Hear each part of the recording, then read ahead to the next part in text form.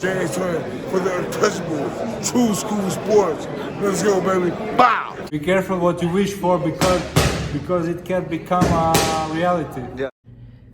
The untouchable True School Sports Empire proudly presents something the boxing game's missing. Hey, what's going on? It's your boy BT. I came here to talk some boxing with the thousands of True School Sports subscribers.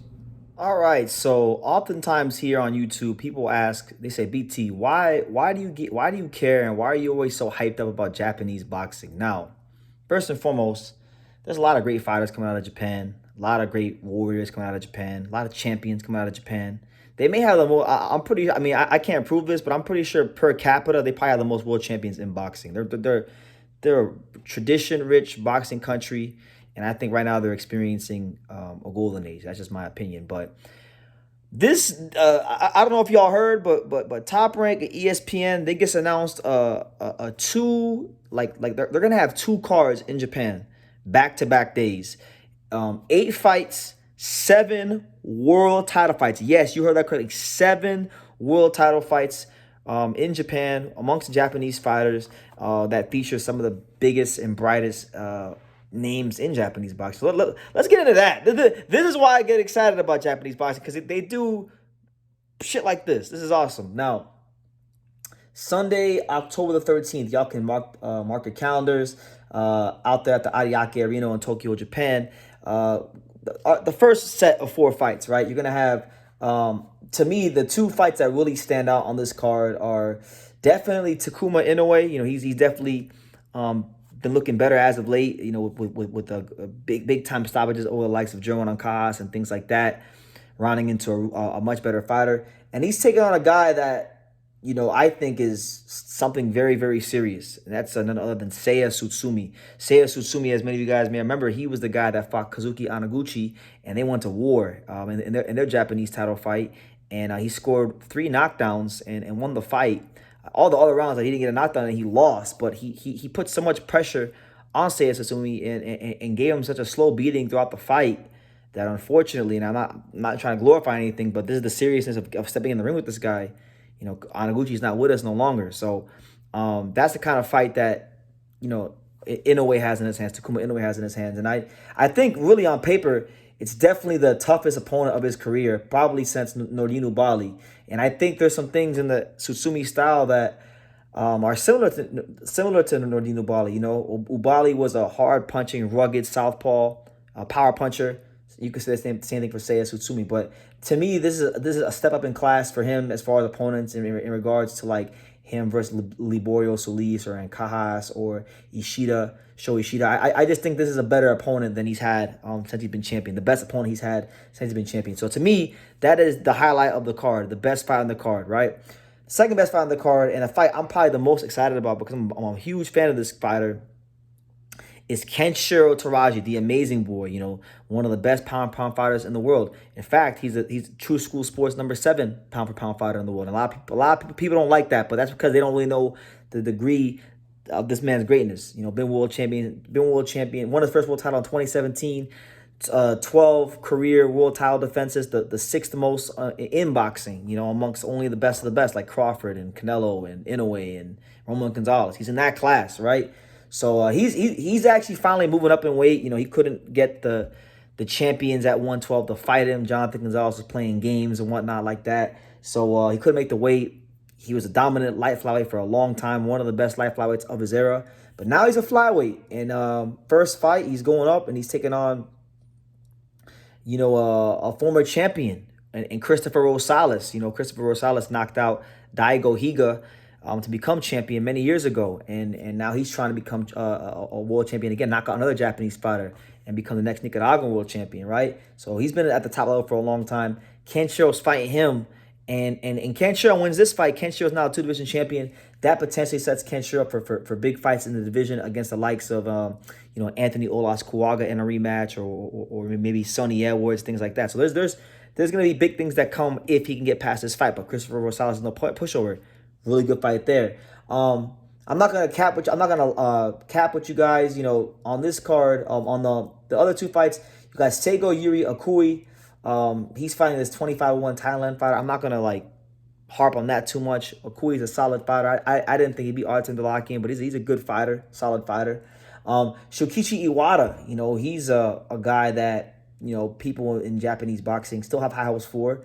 And he's taking on Hiro Noriega for the WBO light flyweight title. So those are two of the lesser regarded fights, but still, a lot of notable names in Japanese boxing. That's just day one. That's just day one. That's Sunday. The next day, Monday, October the 14th. Mark your calendars for that one. That will also be at the Ariake Arena, okay, in Tokyo, Japan. You're gonna have Junto Nakatani trying to continue his dominance in boxing to establish himself as one of the best pound-for-pound fighters in the world. He's actually True School Sports number 9 pound-for-pound fighter, okay? We regard Junto Nakatani highly on this channel. And he's taking on a fighter from Thailand named Tazana Salapat, who's 76-1. You heard that right. Yes, 76-1. Only 30 years old, so 77 fights by the age of 30. 53 knockouts from Thailand. He's one of those, scanning his box like he hasn't really fought outside of Thailand too much. He did one time. He lost to Takuma Inoue in a wide points decision. So his record on paper is pretty padded. I mean, there's not really any names that I recognize besides Takuma Inoue, but it looks good on paper that Junto is fighting a guy who's 76-1. So should be a fun fight. I'm not sure how good this guy is. I'll probably watch more tape on him as the fight gets closer, but you have him, right? Then you got, to me, which is probably the second best fight of all the days, Anthony Olaskuaga, a great fighter, a fun fighter, a fan-friendly fighter. If you've never watched him fight, please do. He's worth your time, your attention, and your energy. He can score one of the best knockouts of the year in his knockout victory over Riku Kanu to capture the WBO flyweight title. And he's going to be taking on former light flyweight champion Jonathan Bomo Gonzalez, who's moving up in weight, trying to become a champion in the weight class where he had lost a couple times. And yeah, it's gonna be a great fight. Olaskuaga is a very crafty, come forward, Mexican American pressure slugger type fighter, but high IQ. Gets great sparring constantly from Junto Nakatani and Rudy Hernandez out there in Southern California. So definitely one of the guys in the division. If you're talking about excitement, you're talking about fun, you're talking about a guy that could really go on to give us some memorable moments as boxing fans, watch out for him. All right, that's a great fight. You got him. You got Kosei Tanaka defending his belt. All right, the Kosei Tanaka is defending his belt against I think a fighter from Thailand or the Philippines, up to 10-0-3. I can't even say his name, but it's always good to see Kosei Tanaka in action. He's been one of the best fighters in Japan for a long time now. Really and truthfully, Bam Rodriguez, Puma Martinez, these guys gotta come see Kosei Tanaka at some point because he's really on that world class, creme de la creme, top shelf level. One of Japan's only 4 division champions, along with Naoya Inoue and Kazuto Ioka. So great fighter there in action. And then you got Tenshin Nasukawa in action, taking on 9-0 German Asilio for the WBO Asia Pacific Bantamweight title. So guys, 8 fights in 2 days, 7 world title fights. Some of the most notable names, not just in Japan, not just in Japanese boxing, but boxing in general. You're talking about some of the best fighters in boxing. So this is something you're not going to want to miss. If you want to know if I'm going to be live for it, yes, I'm going to be live back-to-back days at like 3 in the morning, having a grand old time. So tune in on True School Sports. It'll be a lot of fun. For me, like I said, the two fights I'm looking the most forward to, I would say Kenshiro, because I'm a big Kenshiro fan. I want to see if he can become champion in another division and, get these big fights against like Sonny Edwards or maybe the Anthony Olaskuaga rematch. And then obviously, of course, I would definitely say Takuma Inoue versus Seiya Tsutsumi is an amazing fight. Takuma Inoue is regarded by some because, and I think it's because partially he is Inoue's brother, but he has shown some improvements his last 3 fights against Solis and Jerwin Ancajas and these kind of guys. But this Seiya Tsutsumi, I'm telling y'all never seen Seiya Tsutsumi fight. The type of pressure he puts on opponents is just different. So Takuma Inoue is going to have to be very, very sharp. And his father, Shingo Inoue, is going to have his work cut out for him because I'm putting him on upset alert. I think, I don't know if he's going to go in as a favorite. I'm going to assume he should. If he is the favorite, I'm putting him on upset alert because Seiya Tsutsumi, every time he's fought in his career, every time I watched him like twice, every time he's fought, I've just seen a guy that just has this relentless, nonstop, intelligent pressure. And you got to be ready to deal with that for 12 rounds. So, just a great 2 days of boxing in October. I can't wait for October. So let me know what you guys think. Who are you most excited to see and why? Which fighter, which fight are you most excited to see?